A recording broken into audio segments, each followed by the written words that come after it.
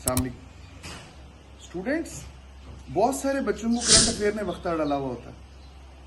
जिसमें अभी फ़लस्तीन वाला इशू चल रहा है, तो बच्चों को टेंशन पड़ी हुई है कि जी एक नया महाज खुल गया लबनान वाली साइड के ऊपर, कितनी कैजुअलिटीज हो गई, कितने लोग मारे गए, कितने बम गिर गए। अब वो बच्चे स्टूडेंट्स मुझसे इस हवाले से पूछ रहे होते हैं कि सर कैसे इसको हम डेली बुनियादों के ऊपर इसको पढ़ते रहें, कैसे तैयार करें, कैसे इसको नोट डाउन करें। यार इश्यूज को ऐसे तैयार नहीं करते, आपने डेली उनके सर के ऊपर नहीं बैठना होता।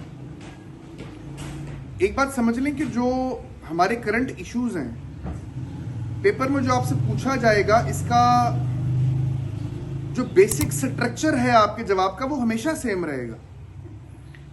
मसलन फ़लस्तीन का इशू जो मैंने पढ़ना शुरू किया था जब मैं सीएसएस कर रहा था 2008 में, जब मैं तैयारी कर रहा था, तो जो बुनियादी इंफॉर्मेशन, जो बुनियादी नॉलेज मैंने तब तैयार किया था, कुछ 90-95% आज भी वही चीजें हैं कि ये इशू दरअसल है क्यों, कौन कौन सी चीजें हैं जो फ़लस्तीन और इसराइल के माबैन रिजॉल्व नहीं हो रही दे रही इस प्रॉब्लम को, दुनिया का ओवरऑल रिस्पांस क्या है और वे फॉरवर्ड क्या है। अगर इस इशू को हमने रिजॉल्व करना है तो शॉर्ट टर्म्स मैयर क्या हैं और लॉन्ग टर्म मैयर्स क्या हैं। इससे फर्क नहीं पड़ता कि अब फ़लस्तीन के ऊपर इसराइल ने फलां जगह पे बमबारी शुरू कर दी या फलां जगह पे बमबारी शुरू कर दी या फलां जगह के ऊपर उसने अटैक कर दिया, क्योंकि ये तो आपका एक पॉइंट बनेगा मैक्सिमम कि ह्यूमन राइट वायलेशंस जो हो रही हैं इनके स्टैट्स क्या हैं। वो स्टैट्स चेंज हो जाएंगे, पेपर तक जो भी लेटेस्ट स्टैट्स हुए आप वो स्टैट्स उनके दे देंगे।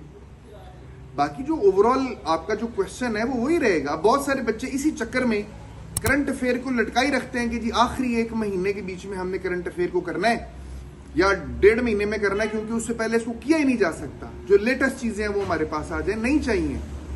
आपके सवाल के लिए आपने जो आंसर देना है, एग्जामिनर उसमें इस तरह की इंफॉर्मेशन या टोकन क्वेश्चन टाइप चीज थोड़ी आपसे पूछ रहा होगा कि जी कितने बम गिर गए फलां जगह के ऊपर या क्या स्टेटमेंट दे दी फलां बंदे ने आज। वो ओवरऑल आपसे इशू पूछेगा, वो ये देखना चाहेगा कि आपको उस इशू का पता है कि नहीं है, आपको क्या इम्पेक्ट कर रहा है वो इशू रीजन के ऊपर, पता है कि नहीं है, सोल्यूशन क्यों नहीं हो रहा है ये पता है कि नहीं हो रहा, और उसका वे फॉरवर्ड दरअसल है क्या, ये पता है कि नहीं पता। तो जो आपके करंट अफेयर्स के जितने भी टॉपिक्स हैं, आप मेहरबानी करके उनको अभी से जो है वो तैयार करना शुरू करें।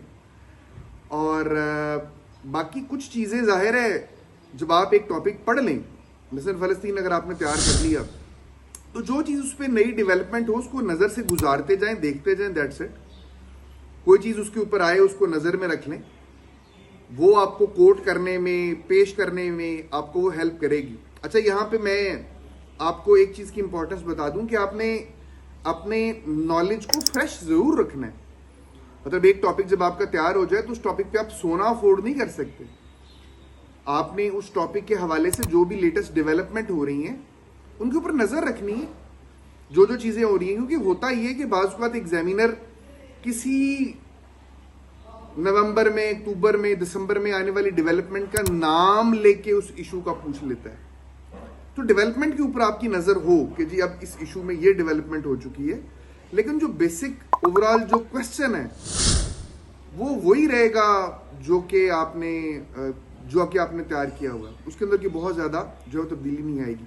वो बोतल देखिए आपने, बोतल, उसका ऊपर ढक्कन होता है, नीचे बड़ी सी बोतल होती है।